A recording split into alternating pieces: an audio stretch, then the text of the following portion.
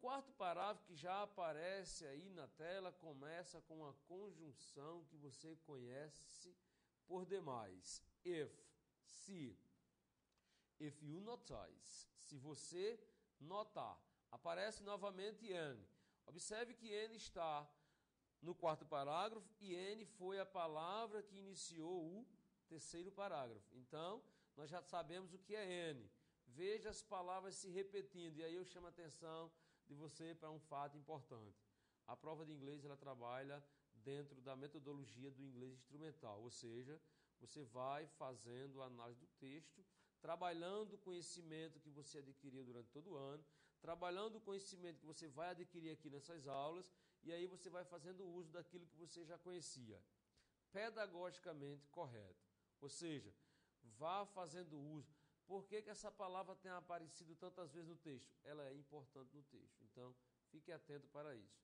Mais uma vez aparece o pronome indefinido, que eu recomendo que todo vestibulando pegue um bom livro, pegue uma boa apostila com os pronomes indefinidos, que se ele tiver completo, você terá mais de 100 palavras no seu vocabulário. Não é só algum, alguma, nenhuma. É o sometimes, somebody, nobody, everything, e assim por diante. Então ele diz, se você notar qualquer strange behavior destacado, comportamento. Observe que behavior também pode ser comportar-se. Às vezes aparece behaviorment, com ment no final. Aí já comportamento. Esse ment, sufixo ment, M-E-N-T, ele vai ter essa tradução em português. Então ele diz, se você notar qualquer comportamento estranho, ou over here, o que é here? É ouvir. E o que é over? Ah, meu querido vestibulando, over tem mais de 300 significados. Over é a preposição da prova. Dentro do contexto, over assume significado diferente. Certo? Então, é interessante que essas dicas que a gente está dando, há tempo de você procurar num livro, há tempo de você perguntar ao seu professor, o faça porque você vai precisar dela na hora da prova. Então ele diz, se você notar qualquer comportamento estranho ou ouvir por acaso, overhear, ouvir por acaso, quaisquer, veja só, acompanha aí eu estou com o cursor mostrando, chamando a sua atenção. N no início do terceiro parágrafo, N no último parágrafo, agora na primeira linha, novamente, estão quase abaixo um do outro. O parágrafo começa assim. Se você notar qualquer comportamento ou ouvir por acaso, professor, onde está a palavra por acaso? Ela não aparece no texto, ela está subentendida dentro da expressão idiomática over here. Aí você tem any remarks, quaisquer comentários, sobre o assunto em aeroportos, bares e restaurantes, não hesite, report it. Report it significa denuncio. Então, o texto chama atenção para esse detalhe. E agora nós temos a primeira questão. Acompanhe aí na tela. Tem assim, qual o fato considerado como sendo mais trágico de acordo com o texto? Você vai observar que algumas questões de caráter interpretativo têm também a necessidade de se conhecer alguma expressão gramatical usada dentro da gramática. Você aprendeu isso lá na 7ª, 8ª série. A resposta para essa questão você vai encontrar na linha, no primeiro parágrafo do texto, quando ele diz assim, many people are unaware. Então, o primeiro parágrafo diz, só retomando o texto, é essa metodologia que você deve aplicar na hora da resolução da sua prova. Volte, cada questão, se possível, identifique as palavras-chave que levam você à conclusão e à interpretação correta do texto, mas vá analisando parágrafo por parágrafo, sabendo que um parágrafo está ligado diretamente a outro e todo o texto ligado ao tema. É possível haver exceção? É possível, mas a gente chama sempre atenção para esse fato importante. Então, quando ele diz, muitas pessoas não estão conscientes que o turismo sexual existe, aí ele diz, o que é até mesmo pior. Então, qual é o fato considerado como sendo mais trágico? O texto do primeiro parágrafo diz, envolve crianças e adolescentes em uma das piores e maiores. Veja só, envolve crianças e adolescentes em uma das piores. Se é uma das piores e uma das mais violentas, então o fato considerado como sendo mais trágico é a exploração do turismo sexual com criança.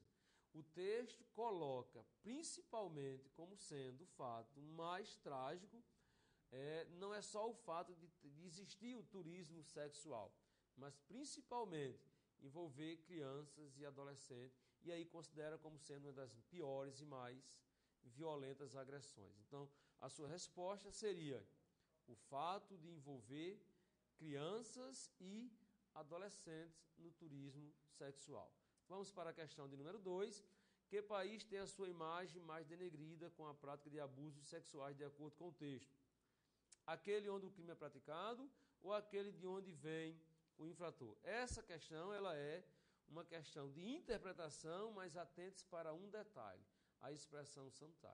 O parágrafo diz assim: denigre a imagem do país que sofre este crime, às vezes até mesmo mais do que do país de onde eles vêm.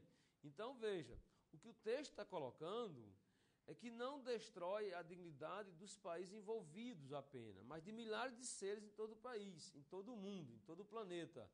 Mas veja, o texto coloca como país onde tem a sua imagem mais denegrida, o país de onde vêm os infratores, de onde vêm esses turistas que na verdade não vêm para turistar e aproveitar as nossas belezas naturais. Por que você encontra essa resposta no texto? Através da expressão sometimes, quando ele diz algumas vezes, até mesmo mais pior. Então veja, é só algumas vezes, mas na verdade o país que mais sofre com abuso sexual, onde tem a sua imagem mais denegrida, não é o Brasil. Vamos dizer, o turista vem da Itália comete um abuso sexual no Brasil. Temos a imagem denegrida? Temos, mas pior é para o país de onde eles vêm, de acordo com o texto. Qual o referencial do pronome who que aparece destacado no texto? O referencial de um pronome é sempre o que está antes dele. Nunca, quando perguntarem a você qual é o referencial de um pronome, nunca procure o que está depois daquele pronome. Veja só o que está antes, que o pronome retoma o que foi dito anteriormente. Então ele diz, uma agência de viagem ou até mesmo um cidadão comum que está preocupado com os direitos humanos. O pronome who tem como referencial aí o cidadão comum. Observa aí o cursor mostrando para você. Professor, não poderia ser a agência de viagem? Não, porque who só retoma pessoa. Who ele só se refere à pessoa, ele não se refere à coisa. E por último, a última questão é qual o apelo que o texto faz ao leitor. Você vê no último parágrafo, quando ele diz assim: se você notar qualquer comportamento estranho ou ouvir por acaso comentários sobre o assunto em aeroportos, bares e restaurantes, não hesite, denuncie.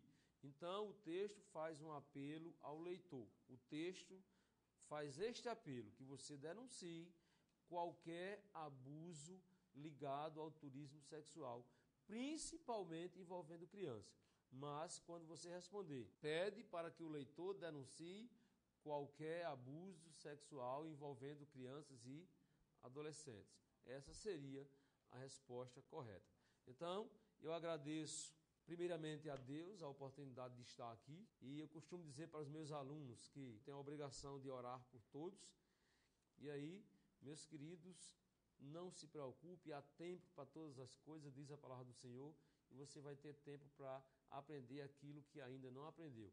Deus providenciou estas aulas para vocês, eu creio assim.